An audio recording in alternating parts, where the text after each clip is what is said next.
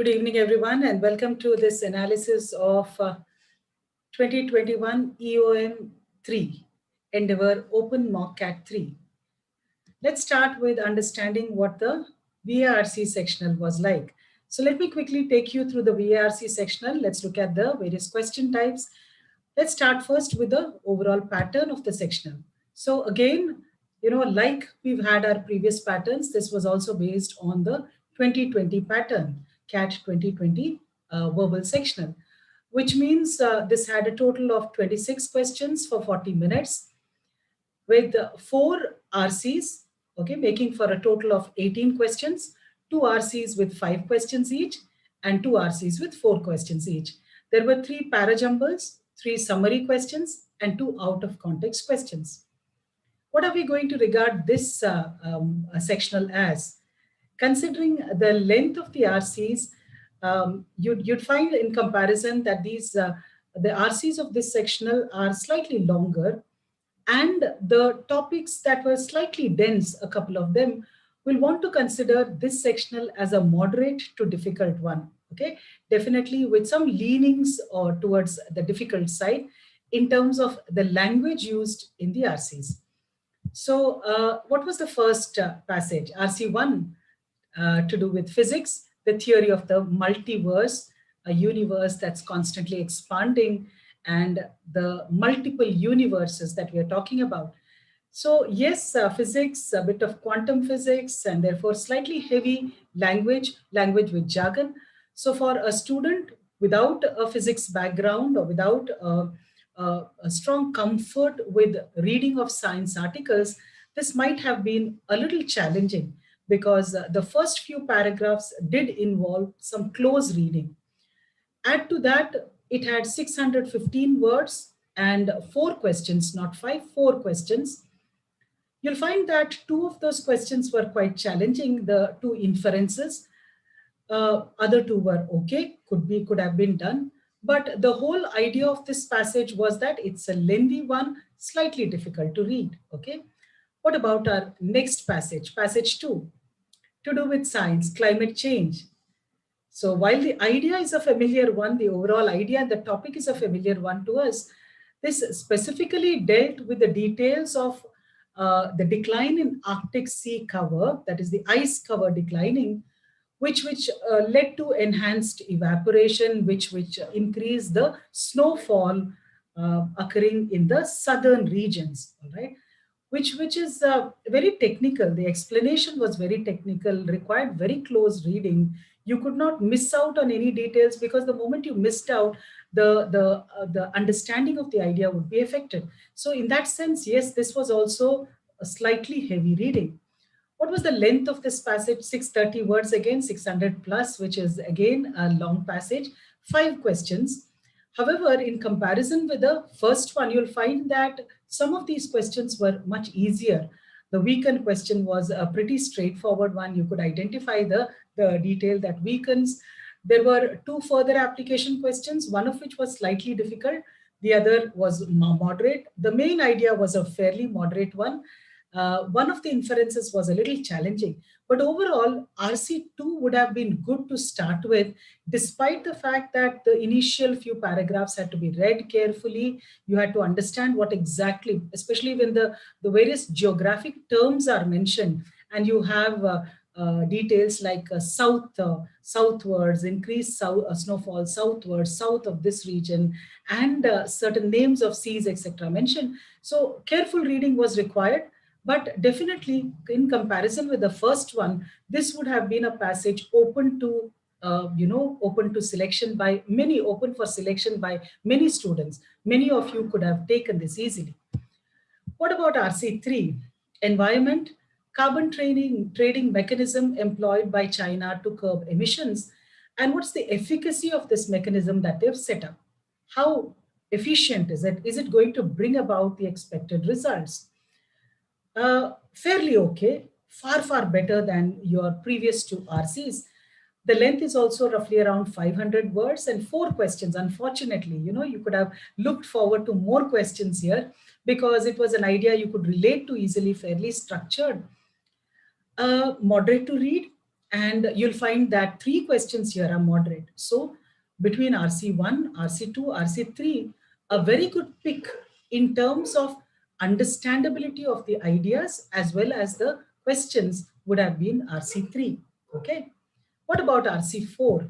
So philosophy, I guess, for the first time in our EOMs, for the first time in the EOMs that you've seen, not for the first time in our EOMs, a comparison of Ambedkar's, philosophy and Descartian philosophy, Descartes' philosophy, particularly in terms of the rejection of the pre-modern philosophy and the inequality, the idea of inequality in the philosophy of pre-modern times.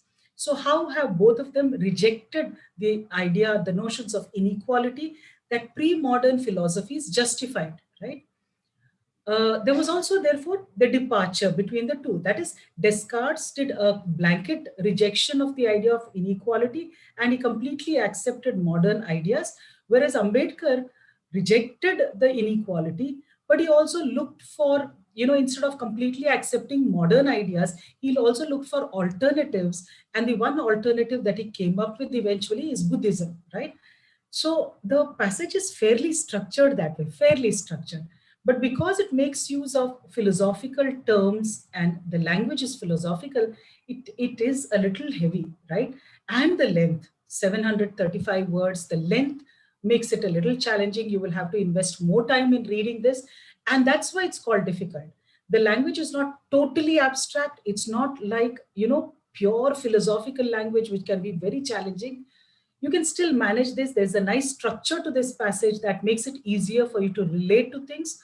But yes, considering the fact that it's lengthy and the subject, whatever said and done, is philosophy, that is why the passage is a little heavy to read. And the questions are also challenging.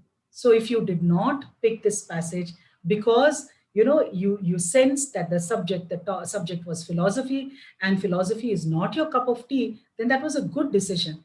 Because yes, all the questions were inferences, and 4 of those inferences are clearly difficult because there is this clash between 2 options and somewhere you'll get stuck, right? So if you decided to leave out this passage, that would have been a good choice.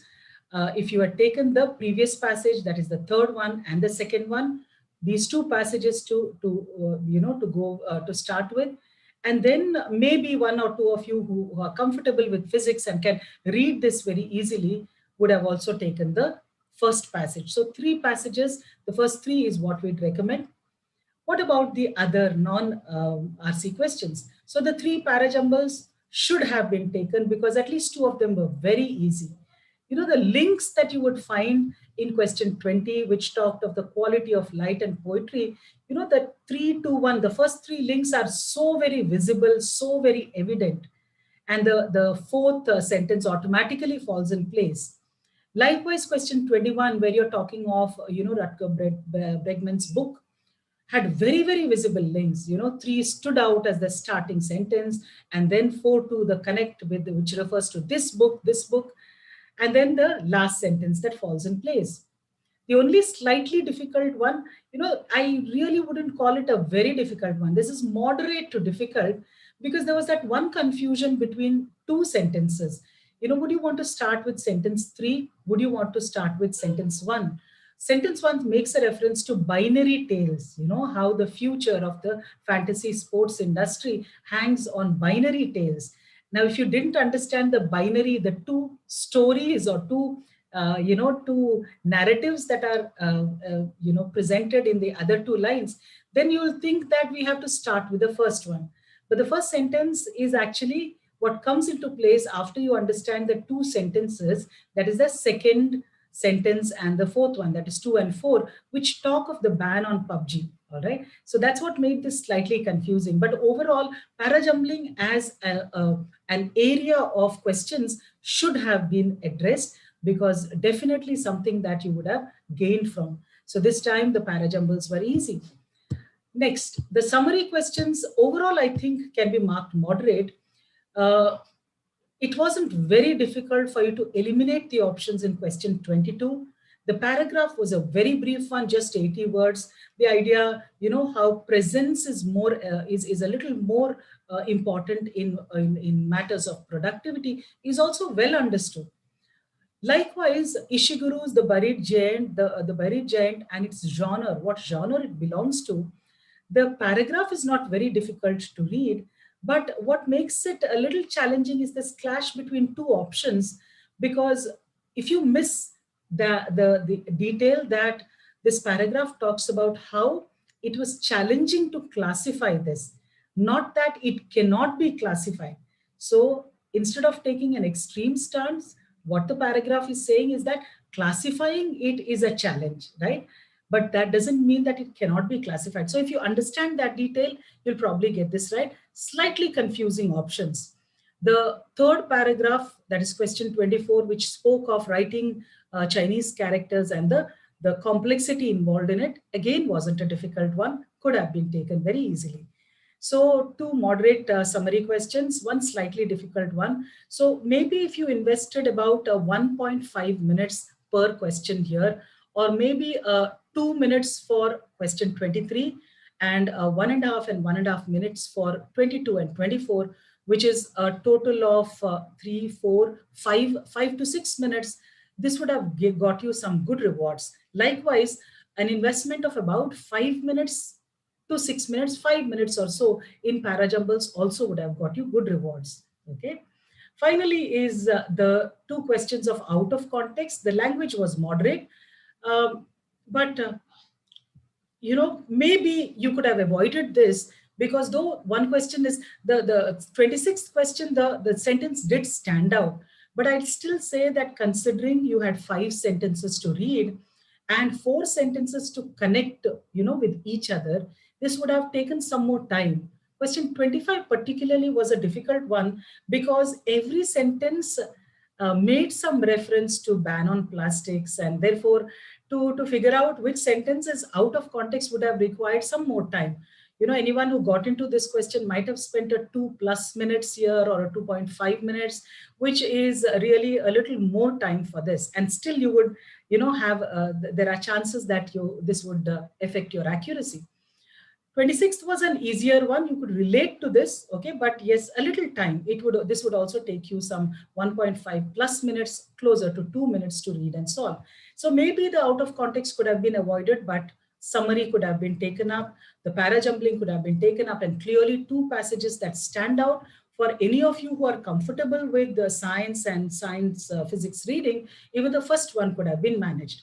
This is not difficult for the ones without a science background, can be done. It's just that for people with ease and comfort of understanding of quantum physics, etc., can relate to this easily. For the others, it can just be that wee bit challenging, right? So how many questions have we marked as easy and moderate and difficult? Let's look at that final table. So this is what it looks like. 2 questions that are easy, 12 questions that are moderate, and another 12 questions that are marked difficult. Some of these difficult questions are actually moderately difficult, all right? We haven't gotten into that fine classification, but yes, in our discussion, we did mention how some of these are actually moderately difficult. So considering that you took the 2 easy ones, you identified the moderate ones and took about 10 or 11 of them, and 4 odd questions of the difficult segment, we are looking at something like 17 to 18 questions for a 98 percentile. And obviously, we always speak of an expected accuracy of 80%. 80% is a fair challenge for verbal. We've said this earlier too, all right? And this is something that you must aspire to achieve. 80% accuracy can only come with sustained practice. Let me use this moment to reach out to all of you, our dear CAT 21 students, that repeated solving of reading of RCs, continuous practice of RCs is an extremely essential thing. Unless you get into repeated practice of RCs, which is very regular, almost on an everyday basis, this skill is bound to be affected. If your reading skill is to remain polished, If your reading momentum is to remain sharp, if your reading understanding is to remain at its best, at its peak, and that's what you need when you're looking at solving 4 RCs in a matter of 40 minutes, you need reading momentum at its peak, your reading concentration at its peak. And if that is to come your way, you need regular practice. It's not that I'm taking this opportunity to say that you haven't been practicing. Let me instead, put this positively and say that you should be practicing. That is one way in which you can reach the right level of efficiency, reading efficiency that is required. So that 80% accuracy, if you are to consistently look forward to an 80+% accuracy in verbal, you need repeated practice, all right? So at an 80% accuracy with 17 to 18 questions attempted, we're looking at something like a score of 41. This is what is pegged for a 98 percentile in this mock. So a score of 46 would fetch you 99 percentile. A score of 57 plus is what is looked at for a 100 percentile. A score of 38 is 95 percentile. A score of 33 is 90 percentile. A score of 30 is 85 percentile. A score of 28 is 80 percentile, right? So this is where we stand with regard to the verbal sectional. I have completed a discussion of this. Let me hand over to my colleagues, Shivam sir or Srinivas sir, to carry forward the DILR discussion and the quant discussion. Over to you, sirs. Thank you so much, all of you. Thank you, madam.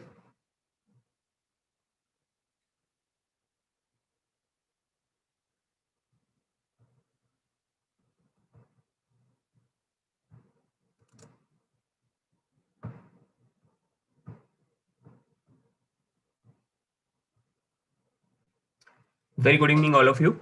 Here I am with the analysis of EOM 3 QA section. So this is the flow in which we'll be taking up the QA section analysis. We'll be starting with topic distribution. That suggests how many questions were asked from which topic.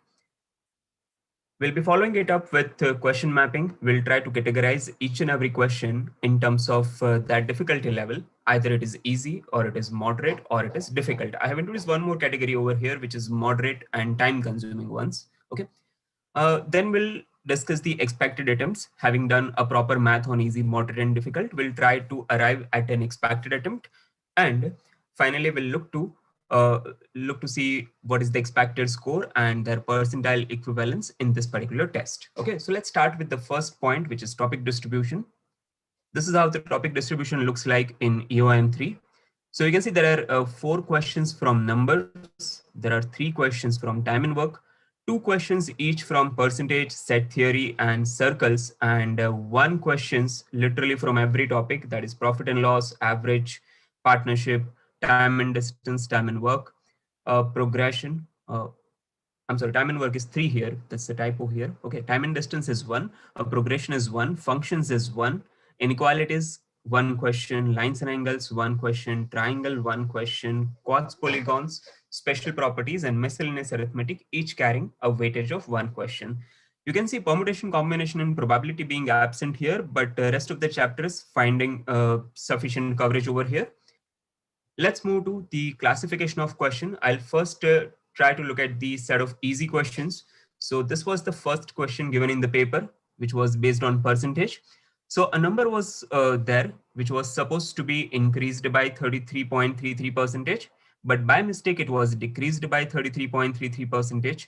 So you have to find out what is the percentage increase now required to get to the original value. So this was a very easy and straightforward question. You just have to take one assumption and find out 2 results, right? One after a 33.33% increase, the other one after 33.33% decrease. And then you can compare what percentage increase is required to reach the actual value. Another question was based on profit and loss, where an article was sold at 2 different prices. Number 1, you sell it at 2700, you make a profit. And you sell it at 1500, you make a loss, right? So the profit earned when the article is sold at 2700 and the loss incurred when the article is sold at 1500 were in the ratio of 5:7. So you can just make an equation here and find out the cost price. Once you get cost price, you had to find out the selling price required to get 20% profit. Next question, again based on percentage. So there was a sugar solution given, 280 kilo, if I'm not wrong here. Okay, so 280 kilo sugar solution, and that had a concentration of 20%. Now some sugar was added, and we take up the concentration to 30%. So we had to find out the quantity of sugar added in order to reach 30% concentration. Now such kind of questions are easy. There is a set approach. Okay, so how to solve such kind of question? You may please look at our video solutions that will be published in your account after this analysis is released. Okay, so now you can go back to your portal and check the video solution. For every question, you will be finding a link for a video solution. So whatever questions you were not able to solve during the test, I suggest all those questions should be visited again, and you can check out the video solutions. Okay. Next question based on time and work. So this was a straightforward textbook question where the work was done in different parts. That is A, B, and C were the workers. So the first part where A, B, C all are working. And in the second part, C is leaving when he was sure that without me, the rest of the two will be able to finish the work in one day. So we simply had to categorize the total work in two parts, and we finally need to add up the work to equate to the total work. A question based on lines and angles where a simple relationship between a supplement and a complement of an angle was given. That is, supplement is 16 times the complement. So you can straightforward write an equation over here that supplement is what? 180 minus x. That is equal to 16 times the complement, which is 19 minus x, 90 minus x. And you can solve the equation for x. A question based on circle where the length of chord and distance from the center were given. Okay, so if a chord of length of 8 centimeter is lying at a distance of 10, what is the distance at which a chord with length 10 will lie from the center? So it was an application of Pythagoras theorem inside the circle. Coming to the moderate level questions, there was a question based on inequality where it was given that x is greater than 10 and y is less than minus 3. And you had to find out the right option out of the 4 options given, right? Now the options were suggesting that you had to find out the value of x minus 10y or x plus 10y. There were two kinds of option, okay? And you need to find out the option which was right in the given circumstances. So either x minus 10y will be greater than certain value, or x plus 10y will be greater or less than the certain value. Okay. A question based on miscellaneous arithmetic, a problem based on renting out of car. So there were two different conditions given, that either you use it below 8 hours and you incur a given rental, okay, or you might use it for a duration which is more than 8 hours, and there was a different rental given there. Okay, what you had to do is you have to find out the maximum time for which you can rent a car, and that too you end up paying the least possible amount. So once again, there were a lot of conditions involved, so better you check out the video solution to understand what was the approach taken here. A question based on numbers where we were supposed to find out the maximum value of x minus n. So what is x here? X is a square of a sum of a 2-digit number. So let's say you have a 2-digit number, you find the sum of digit and you square it. That is what x is. Okay. What is n? N is the number itself.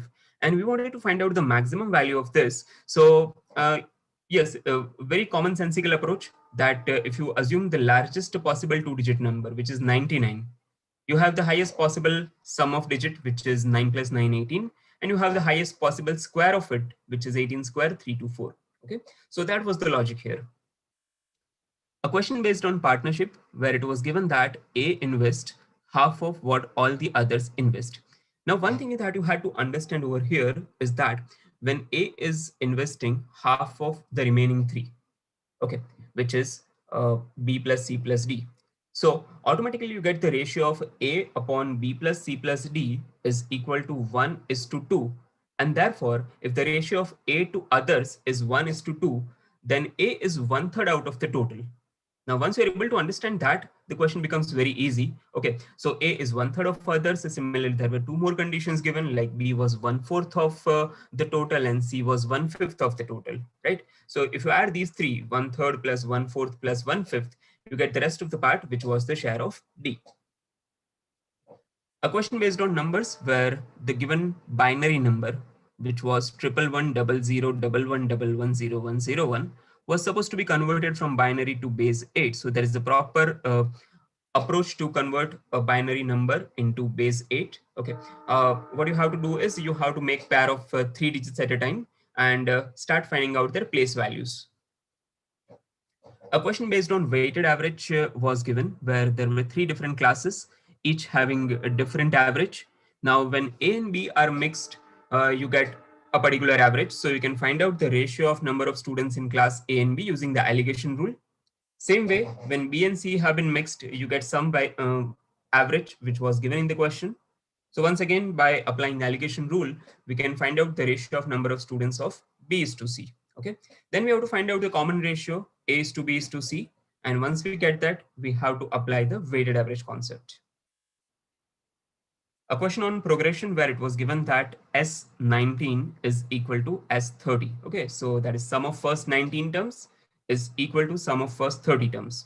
We have to find out the value of 49th term. Okay, so there is a proper concept involved here, right, which will be taught to you during progression. That is when S19 is equal to S30, S of 49 is always 0.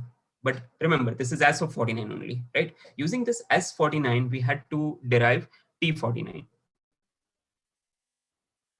A simple straightforward question based on logarithm. Such kind of questions are very common. Okay, so you had to assume log x to the base 2 equal to y, and therefore log 2 to the base x is 1 upon y. So you get a quadratic equation. You solve the quadratic equation and you substitute the value of log x to the base 2. And you get two different values of x, which were I think 4 and 8. So we had to find out the sum of all possible values, which is 4 plus 8, 12. A question based on, not a question, in fact, a set of two questions was given on set theory, where there were COVID patients, 1,023 of them, and these COVID patients were categorized as male and female, old and young, and persons with disease against without disease. Okay, and there was some data given based on which we can draw a Venn diagram. Now, this will take a while to make a Venn diagram, but understand that this is still not time consuming, provided you are getting two questions once you form a Venn diagram. Okay, so forming a diagram might be a challenge over here. You might end up consuming around 3.5 minutes on this. But once the Venn diagram is prepared, you can just take the remaining two questions within next 2 minutes time. Now let's see question mapping of moderate but time consuming questions. So there was a question based on chords and polygons. Once again, a very standard kind of question, right? Where you are cutting a regular octagon from a square. So first you need to take a square sheet of paper, cut 4 corners of this square, and the resulting is a regular octagon. Okay, so you had to apply 45 45 90 triangle theorem here, and then you have to add all the sides of the octagon as well as the triangles that have been cut to show that it is equal to the length of the square, which was 10. Okay, so once you see how these questions are solved later on, at a later stage, when you come across similar questions, you will be in a position to do these. A question based on distribution of cakes was given, where there were 3 different flavors of cake: orange, blackcurrant, and chocolate. Okay, their weights were given 1.2 kg, 2.1 kg, and 1.68 kg. Okay, and these cakes were to be cut into smaller pieces so that each piece will have the same weight. So obviously this is a question based on HCF. Once you find out the HCF of these 3 fractions, you will get the weight of each piece. Okay, once you divide the total weight with the weight of each piece, you get the number of pieces. Okay, so once you get the number of pieces, you will be able to find out how many guests were present and how many cakes were remaining. A question based on time and work, where this is something unique with respect to time and work over here, because there were 2 types of grass which were on the field. One is the fixed quantity, the other is the variable quantity, which keeps growing on a daily basis. Okay, so it was given that when you have let's say 12 cows, they will be able to graze the entire field for 6 days. So you have to generate an equation based on that. There was a similar data given. You can generate another equation. By elimination, you will be able to find out the fixed as well as the variable quantity. Once again, there were 2 questions based on this concept, but I'm not still rating it as either an easy or a moderate one, because this is something unique that you are seeing it for the first time. Okay, so once again, a suggestion, a very useful suggestion: go out, go and check out the video solution. Time and distance, a question based on round trip from Rajkot to Ahmedabad to Baroda to Surat to Mumbai and back to Rajkot. Okay, so this question might take some reading time. It was around 3 to 4 line question, but once you start entering the data in the diagram, the question is not that difficult and it was doable. Just that it might take some time while processing the information. Coming to the question mapping of difficult questions, so there are 5 of them here. Okay, the first one is based on a quadratic function where the maximum value of the quadratic function was given as 8. F4 was given as 16 and F16 was to be calculated. So here the concept of minima is being used, and also the point of minima is the average of fx equal to 0. So 2 values of fx is equal to 0. Point of minima is the average of that. Apart from that, we also had to locate the minimum point. So there were multiple such concepts involved.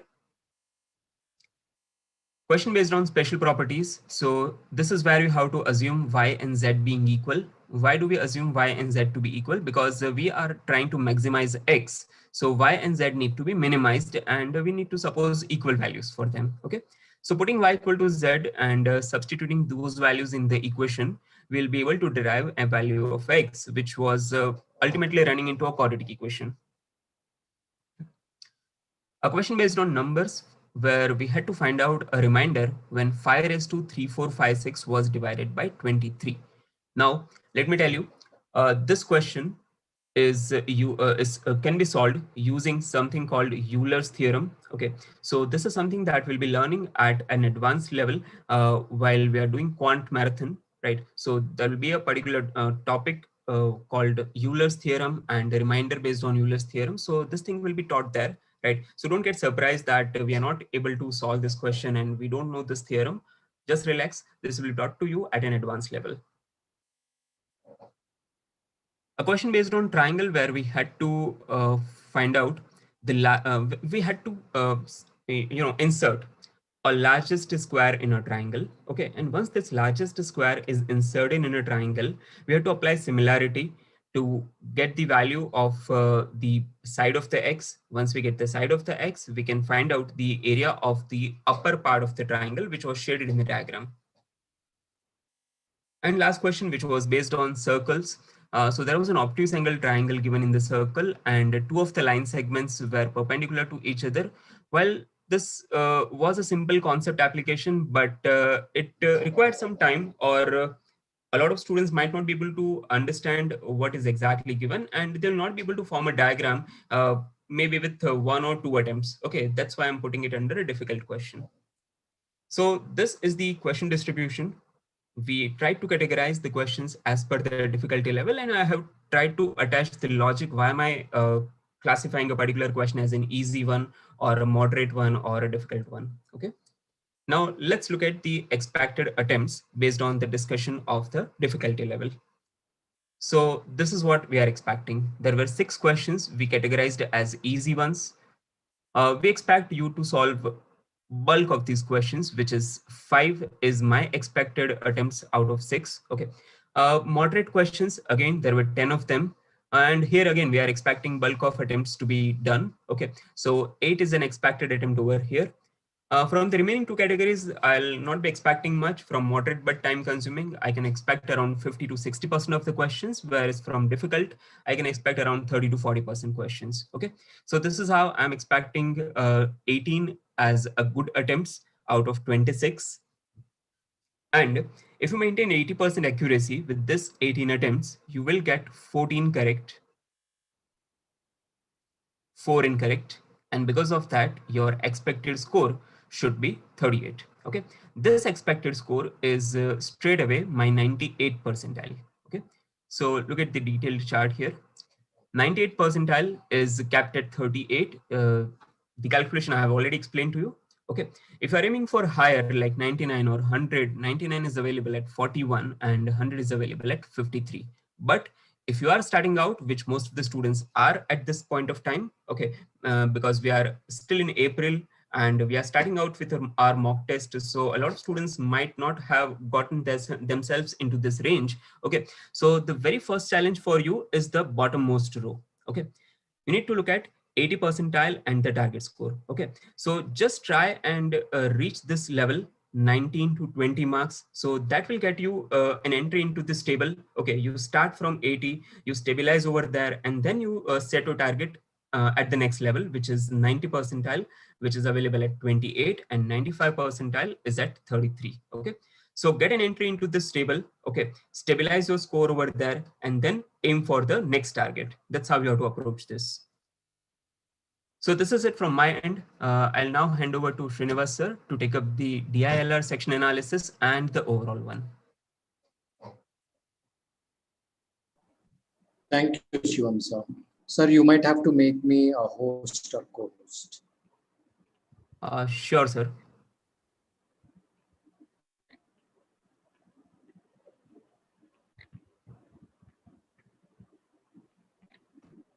Yeah, thank you, sir.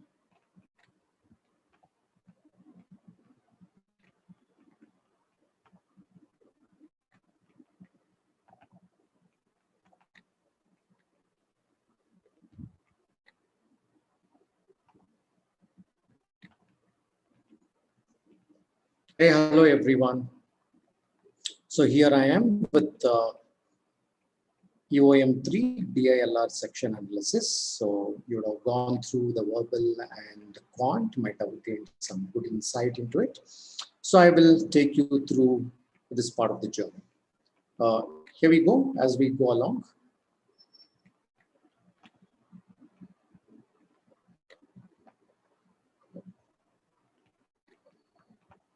Okay, before let me start with the categorization of your learning. So you might be just a beginner, might have taken this test, or you might be at certain intermediate level of your preparation and could have taken this particular test, or you might be at your advanced stage of your learning and could have attempted this set. So what is in store for each one of us, kind of as we go along, we will look through. So definitely the test taking strategy, that is entering a particular section with certain amount of understanding would always help, which you also call it as a SWOT analysis, or whichever way you term it. But definitely I'll let know, so you will not get into the test without really understanding yourself at any point in time. You understand a little bit about yourself, and then you kind of make a mental mapping. Should I go for MCQs? Should I not go for non-MCQs? In what type of questions I should do MCQ? In what type I should not do non-MCQ? Am I a DI kind of person, which means good with calculation? I know my percentage calculation, profit, loss, ratios, averages. Therefore, I prefer DI over LR. Or no, I'm good at arrangements, I'm good at distribution, or any of these puzzles, handling the puzzles you are better at.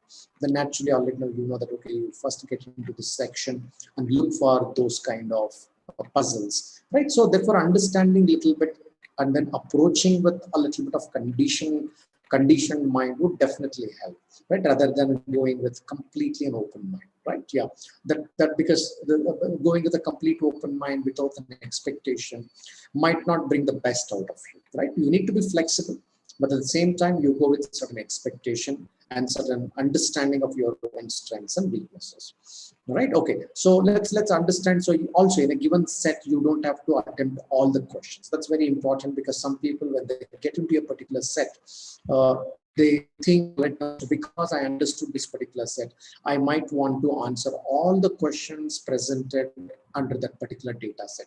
Not necessarily. Author might have kept one particular question under that set pretty difficult and challenging. It's wise to leave it and move on from there, right? So such decisions would definitely help. Here was the first set. As you enter into this particular set, it was on games and tournaments. There were about 64 teams participating in a knockout tennis tournament. But this is a little unusual in the sense, okay, it's not on the standard format of what you learn. It's a little different. Therefore, I would rather say if anybody entered into this particular set, 2 questions could have been done with with greater ease. It could be the 2 theta questions. In fact, those 2 easy questions were of the theta form, right? That was the challenge there. Therefore, there is no reconfirmation as such.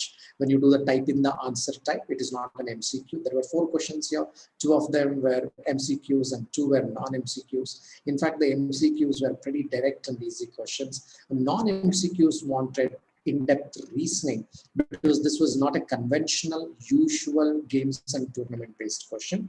This was a little aberration. It was a little exception to it, in the sense there was a little bit of the different thinking or a deeper thinking which was required to handle the other 2 questions. So therefore, I would say that if anybody would have spent about 6 to 8 minutes kind of time, and even figured out the first 2 questions in the 6 minutes and made a move from there, would have been a better bet. No, I kind of learned about the games and tournaments. I'm familiar with this. I've solved about 12 sets on games and tournament, or at least half a dozen on games and tournament. Naturally, you might have attempted 1 more question out of 3, or maybe all 4 of them, right? Depends on what kind of expertise that you have.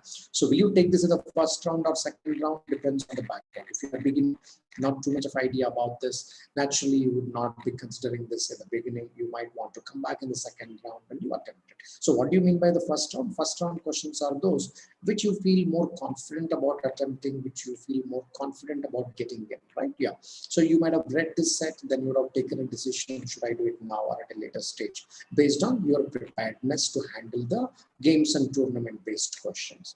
So here was another one, already, which was not a very traditional kind of question, but yes, okay, this is a kind of questions where you can use your raw thinking or raw talent and get this done.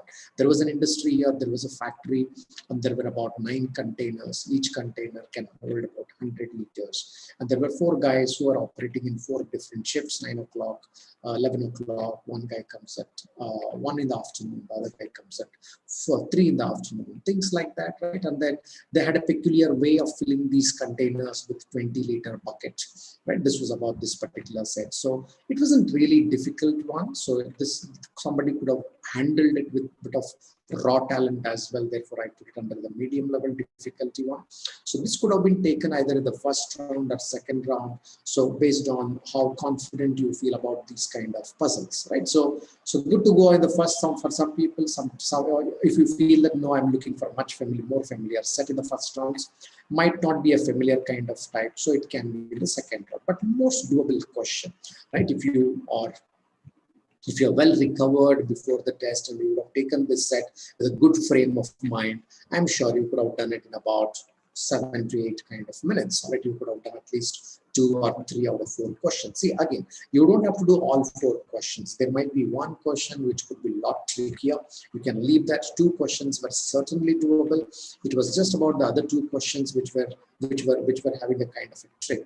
Otherwise, I'm sure 2 of the questions were kind of well doable. See, if you are choosy, if you can pick those 2 questions in the sets, or if you can pick those 3 questions in the set out of 4 or 5 questions that are given, that's how you kind of accumulate your marks. Just because you get into this set, never think that, okay, I need to solve each one of them, might not be a good thought, right? Yeah. So this was the easiest of all. Those who have done any basics of DI, trust me, this was the most easiest set in this one. But if you say that, hey, I'm not a calculation person, I'm not familiar with the TIs, okay, then it's a different issue. But still, you don't feel it difficult for sure, right? Either you classify it as easy, even if you are not a DI kind of person, you would still say that, okay, this is of the medium level difficulty.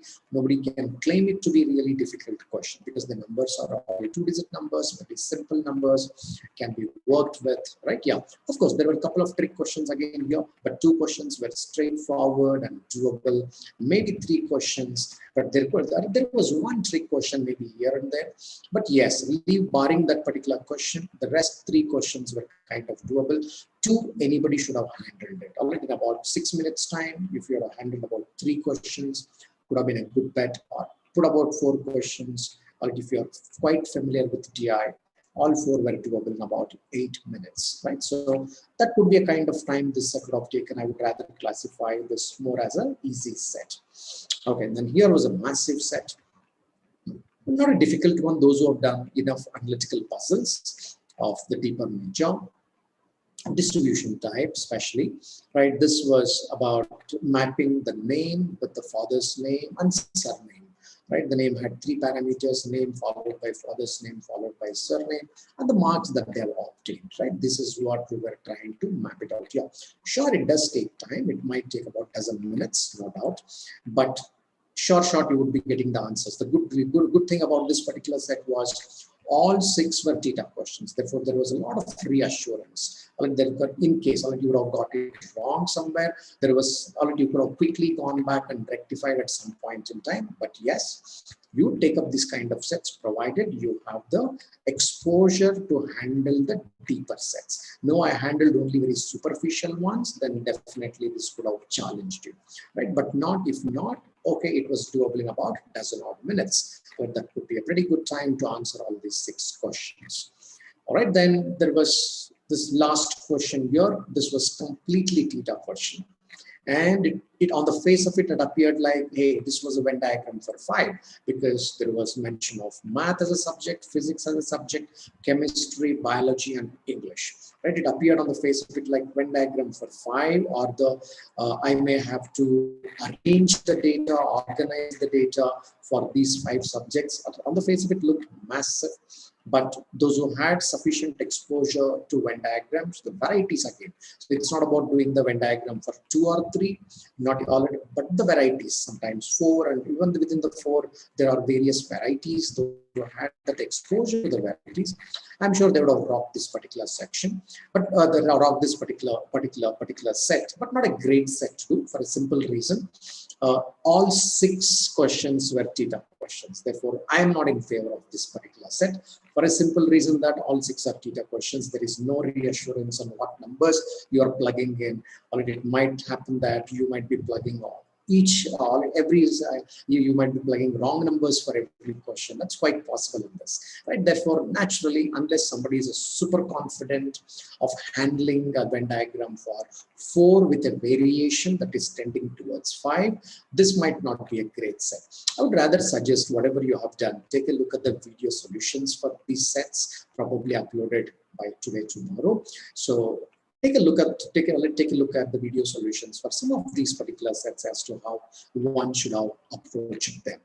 Okay, so that brings us to the understanding of these particular sets, what one should have done, what one shouldn't have done, right? And based on that, let's say that, okay, so what is kind of expected? Look, anybody getting an entry into this is a great thought at this point in time. If you are a beginner, and if you are kind of making an entry into this particular chart, as Shivam sir was mentioning, trust me, that's a good deal at this point in time. About 6 months to the exam season to commence, about 5 to 6 months, which is a good time. Still about 150, 180, 200 kind of days for various other exams. It's a good time to pick up from here, from the month of April, right, or end of April. So anybody into this 80 percentile bracket, had you been getting into this, right, you can pat your back, because yes, already anybody who made a cut into this, already, trust me, that's a good job. 80 percentile, just about 7 to 8 attempts. See, some people can get the same 17 marks here, but to get that 17 marks, they would have fought their way through, and they would have solved so many questions, got plenty wrong, and finally settled with a 17 score.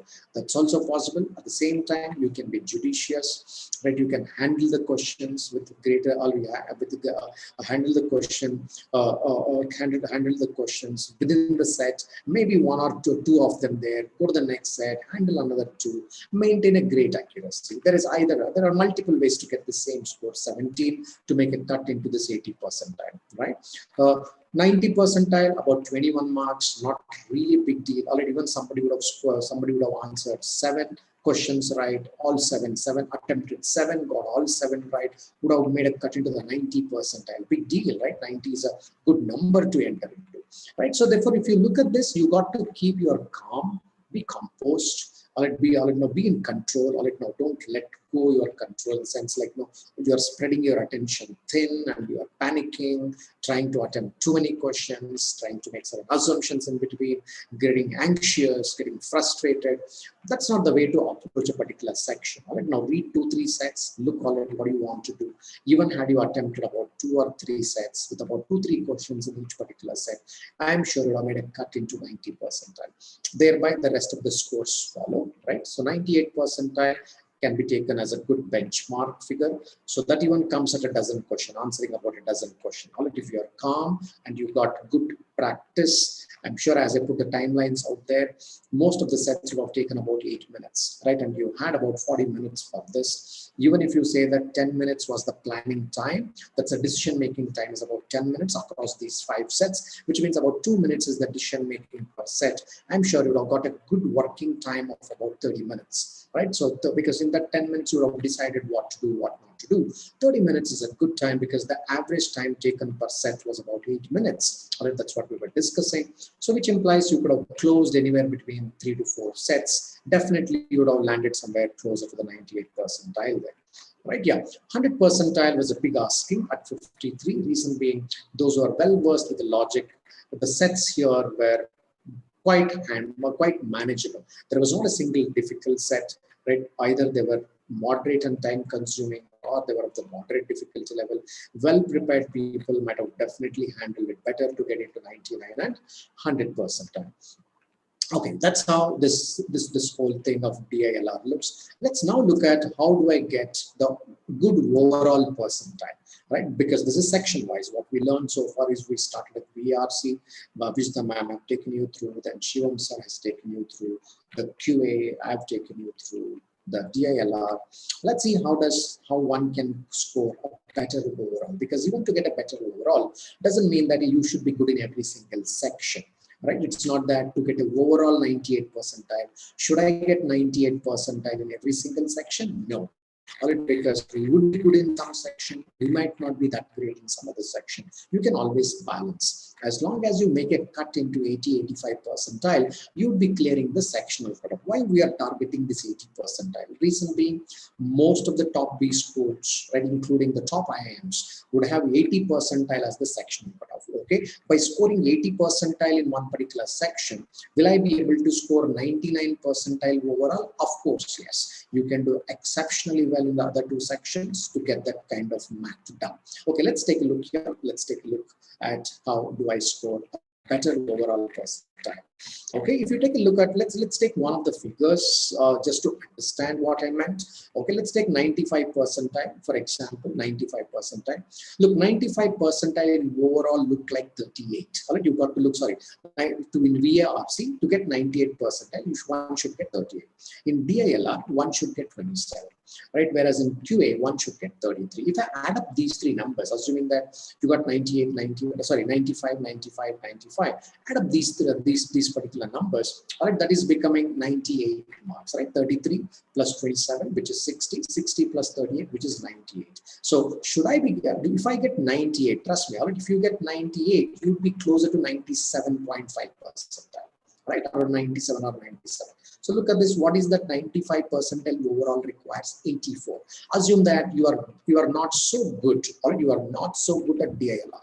You just clear the sectional cutoff. What is the sectional cutoff here? 70. Let's say 80 percentile is the sectional cutoff for some of the very good B schools. Let's assume here, right? And you still wanted 95 percentile because you want to get into a college like SPJ, whose cutoff is 95 percentile. Let's assume, right? Okay. Or MDI, whose overall percentile required could be 96 percentile or 97, somewhere around that. 95, let's take it as a 95. So I'm not good at DILR. So I'm good at the other 2, reasonably good at other 2 sections. Now let's assume. So you scored 33 already in QA. Let's say you scored 33 in QA, that is 95 percentile in QA. And in DILR, you scored bare minimum, which is 17. Let's assume that you scored 17. 33 plus 17, which becomes 50. 50 plus another 38, all right, which becomes 88, which is actually more than 84, which means you actually got 96 percentile. See, there is always a mix and match possible. When you think that overall I want a particular percentile, it doesn't mean that one should be good in all 3 sections. It's okay to be reasonably good in two sections and not so good in another section. But not so good also implies that you should be scoring somewhere about 80%. If you keep calm and if you pick your battles, right, then you would be definitely, pick your battles means I mean pick your questions well, you should be able to get about, call it 95 or 98, whatever is the desired percentile. There's always a game plan behind it. Now think about it, somebody who wished to get about 98%, which is a cutoff for most of the top tier schools, right? If you kind of add up those particular numbers, right? Add up those particular numbers, add them up, all it becomes 41 plus 33, which is 74. 74 plus 30, 74 plus 38, right, which becomes, all right, now here it's somehow adding up to the same number, all right, surprisingly, but generally, all right, now it won't be the kind of the, okay, it is actually adding up to be 112 here, right, so 112, but all right, now, so here required for 98 is how much? 102. See, 41 plus 33 plus 38 is 112, but you need 102 to get 98%. In fact, 112 could be somewhere about 99.3%, right? So that's how the dynamics would change. Remember, to get the overall good percentile, you need not get a good percentile in each section, right? In one of them, you can just clear the cutoff. In the other two sections, if you score reasonably well, you can still do it. There is another way. So if you do exceptionally well in one of the sections, assume that, okay, your language skills are really good. You've been a good reader right from your childhood days. Your language skills are good.